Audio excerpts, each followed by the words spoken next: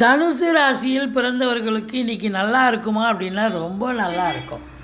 அதாவது மனைவி வழி சொந்தங்கள் குடும்பத்துக்கு விருந்தாளிகளாக வந்து சந்தோஷமாக இருக்கக்கூடிய ஒரு அமைப்பு இருக்குங்க. மனைவி வழி சொந்தங்கள்.